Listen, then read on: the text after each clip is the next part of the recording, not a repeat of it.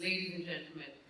Now I would like to invite Mr. Stefan Weisenberger, Global VP, Head of IBU Process Industries and Natural Resources, SAP SE, to present on driving profitable and sustainable business in metal, mining, mill products, and chemical industry. Mr. Stefan Weisenberger.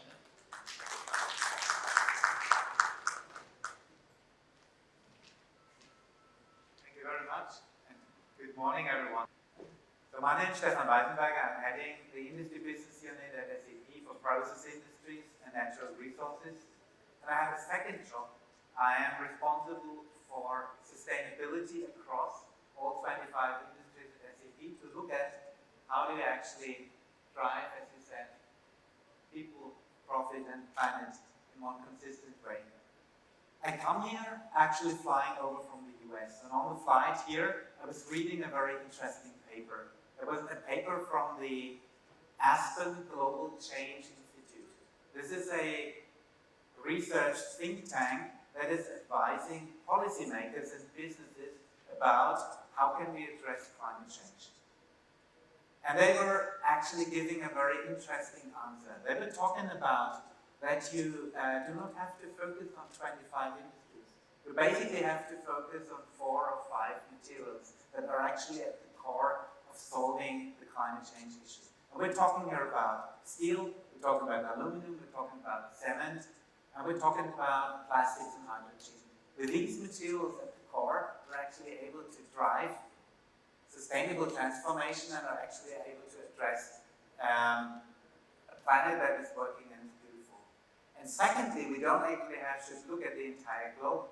The core of the solution is actually happening in countries like India and China.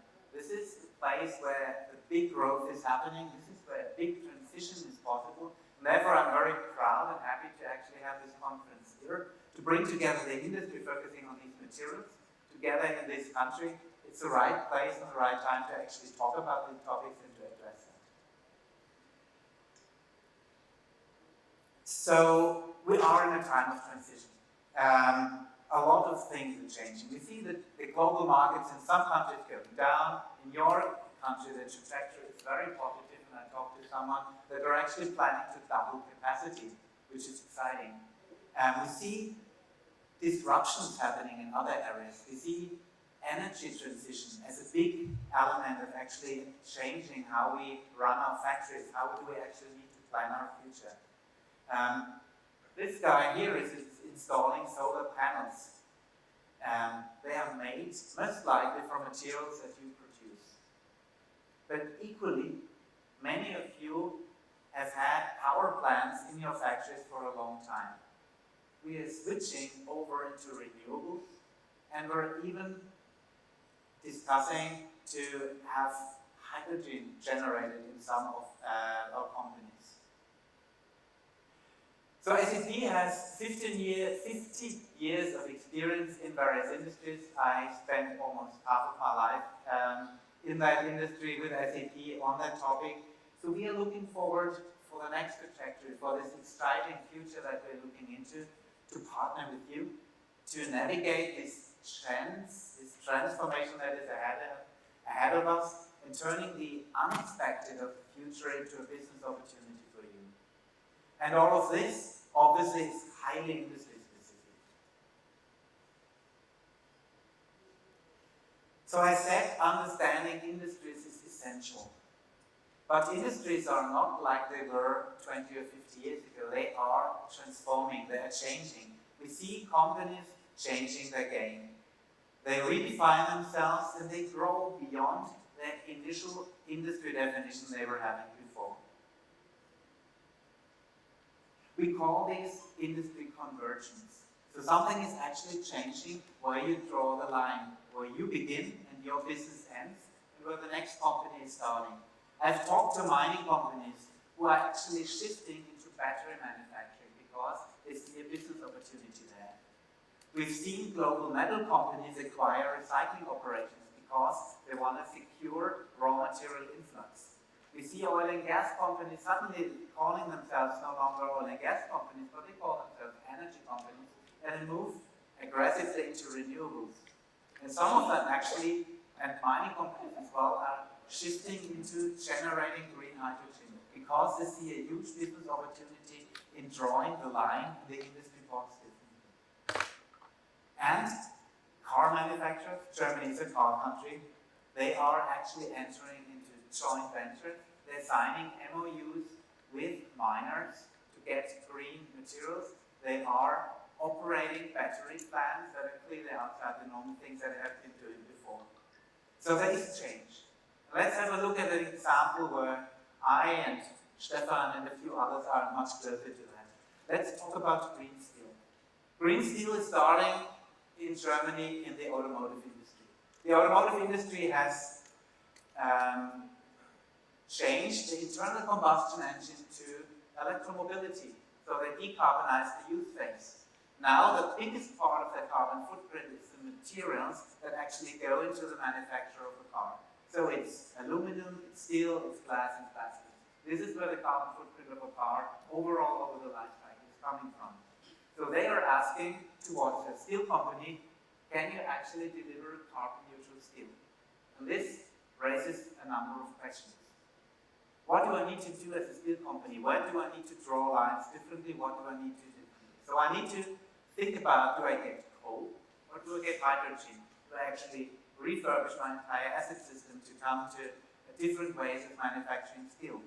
Do I, as I mentioned, switch much more intensively into recycling and not produce virgin materials, but actually produce secondary and circular materials? And a number of companies we work with are looking into the question, how do I get enough green electricity? With the industrial country and the growth that we're seeing, do I actually get enough green electricity off the grid, or do I actually have to produce myself? And companies are actually partnering on the topic of hydrogen and say, okay, this is something maybe we need to generate ourselves because green hydrogen is not available in the amount that we actually will need to short. So big transformation there, drawing the lines differently. We had a conference in Brussels around industrial and sustainable transformation, and there a term was brought up that was called industrial symbiosis, a term that comes from nature, about how different species operate together and be more successful. We see this also happening in our industry. And there are a number of examples. Let's look a little bit closer into what the cement industry is doing. They have a specific challenge. If you want to decarbonize cement, they are, like all of the other industries we're having at the table, they are highly energy intensive, so they require a lot of processing. Plus, they're having a chemical reaction that releases a lot of carbon dioxide just by the nature of the reaction itself. So it's very difficult to get this kind of industry green.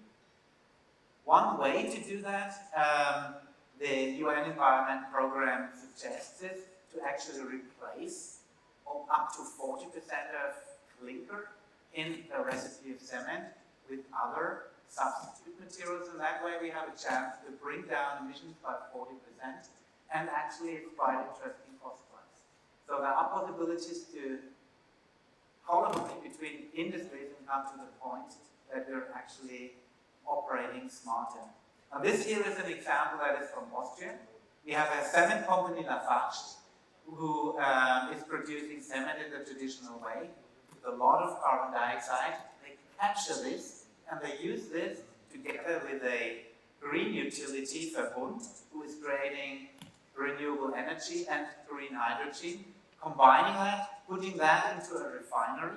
The refinery then is creating renewable fuels, and they are creating renewable-based olefins. And those, again, are captured by the next in the game, which is Borealis, which is a chemical company who makes renewable-based plastics out of it. It's one industrial park where a number of different industries come together, combine their capabilities, and move into a decarbonized, climate-neutral way of producing cement as well as plastics.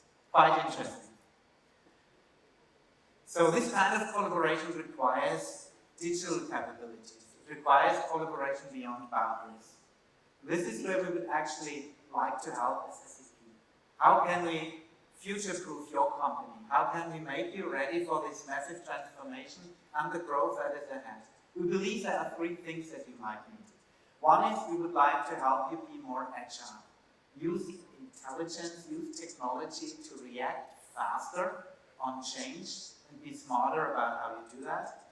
Second thing that was mentioned by Manish is the topic of supply chain resilience. To actually, in a way where we reorganize our supply chain, how can we react faster? How can we find new suppliers and collaborate better?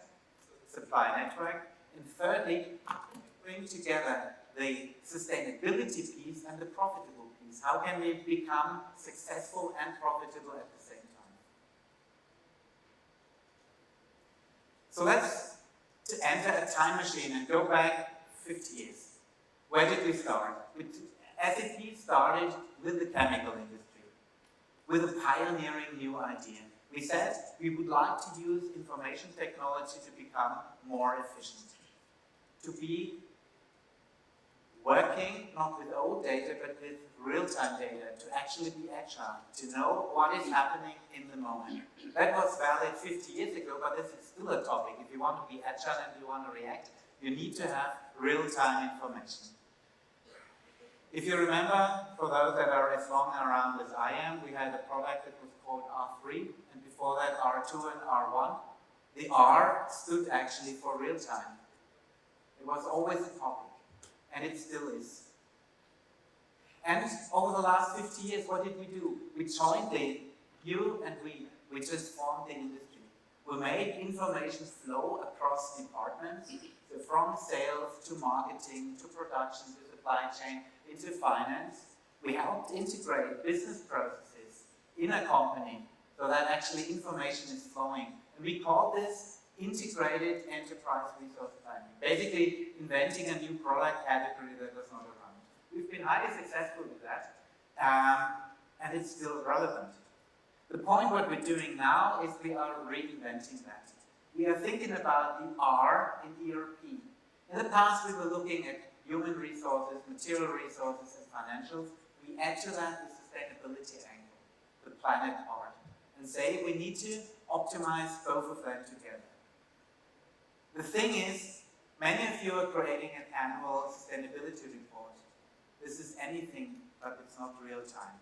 The point is, if you want to steer a company, you need to have real-time information also on sustainability. So we believe you need to bring that together. You need to embed sustainability into every business transaction. And last week at our tech conference in the US, we were announcing to embed sustainability into the core of the business. We call that transactional carbon accounting. So you know financial accounting, and you know this is our core play. We're adding into that in the same kind of model, the same kind of system, transactional carbon accounting, and basically run both of that at the core of you. That gives you accurate and granular information to decide how can I be profitable and sustainable at the same time. And this is not a marketing thing, this is something that is required to be as reliable and as auditable like your financial books.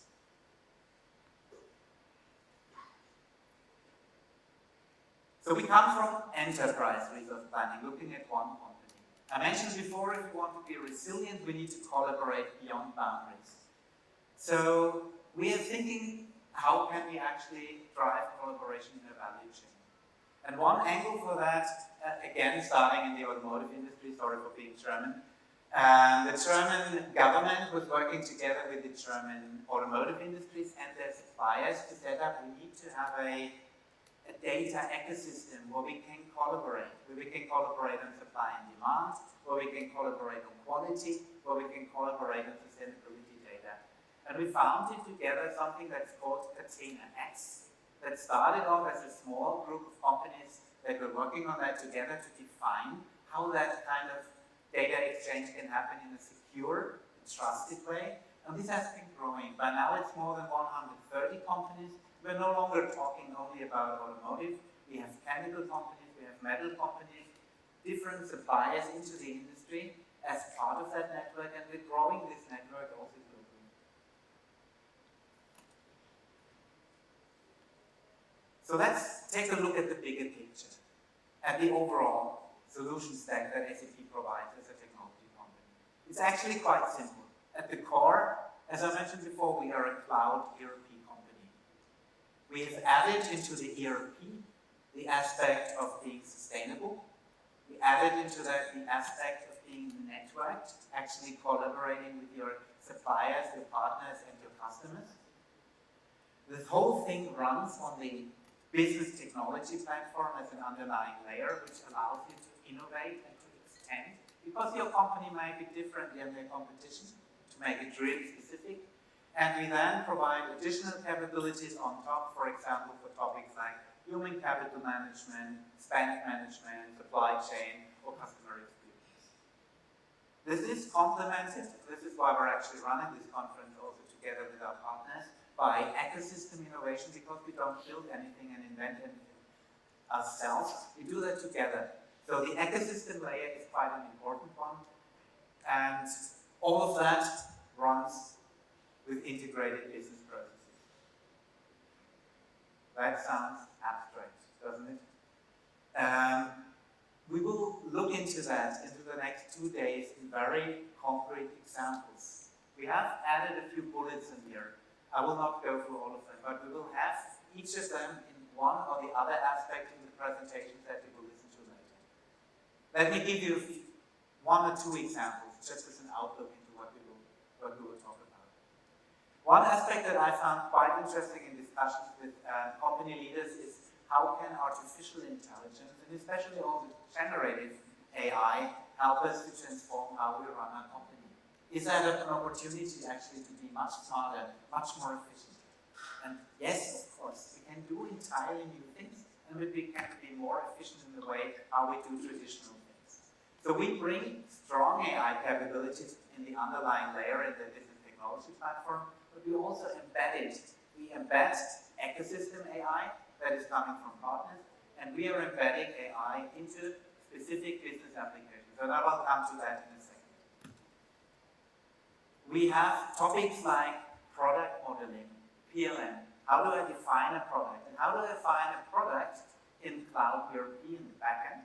And how can I interact with my customers on the front end? And how can I make sure these are the same rules, consistent, agile, and integrated? We will hear AMS and IBM talk about that a little later. One capability that exactly brings these elements together. And I mentioned, of course, the topic of carbon accounting and carbon data exchange. This is something where we're co-innovating. And this is something I've been working together with a company called Salzgitter. Salzgitter is the second biggest steel maker in Germany. They're responsible for 1% of Germany's carbon emissions. Quite significant. And we've been working with them on the topic of green steel. How can we calculate a trustworthy carbon footprint on the corporate level in cloud ERP? And how can we communicate that and calculate it on a product level and bring it to the German automotive industries? Because they are asking us, give us green steel. If you want to look deeper, the CEO of Salzgitter, Mr. Grobler, is talking in that video. We have a chance to look into that later. He explains why this is strategic for them and how we are actually jointly building and defining what kind of requirements we have for that.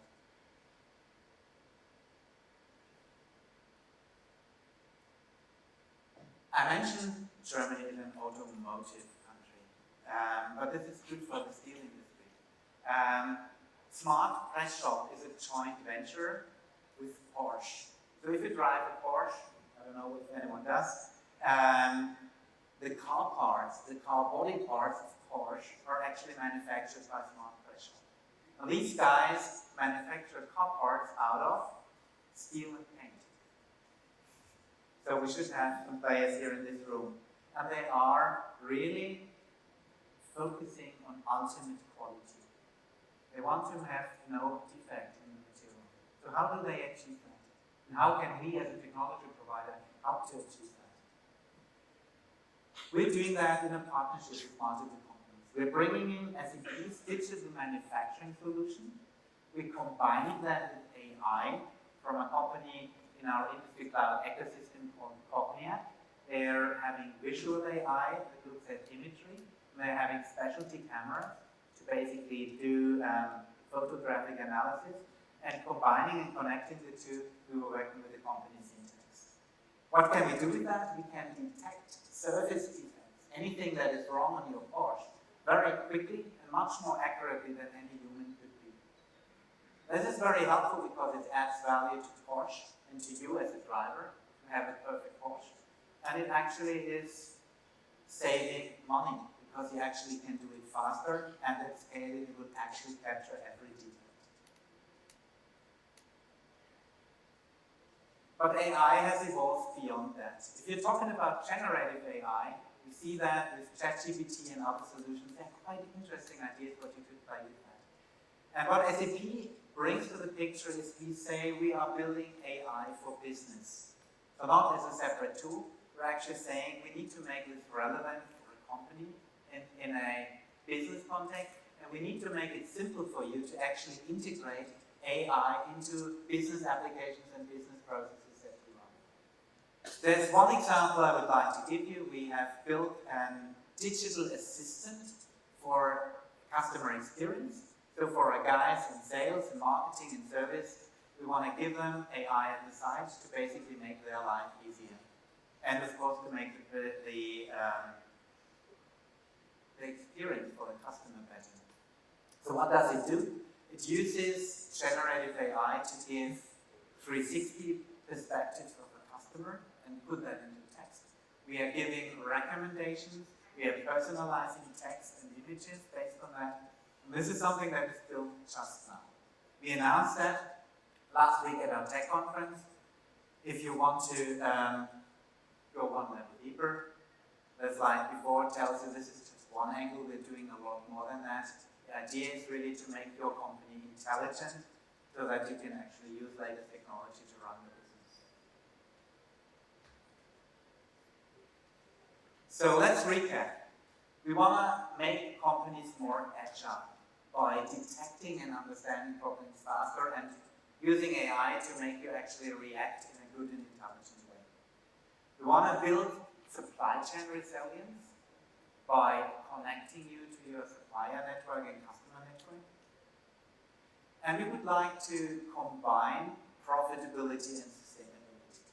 So to help you steer your company on the top line, along the bottom line, and along what we call the green line, to have all three elements in real time. With that, our vision and strategy is to transform your business into an agile, intelligent business that's successful in this interesting future that lies ahead of us. And we will see how companies are actually doing that in the next 2 days. With that, thank you very much, and I'm looking forward to the next steps.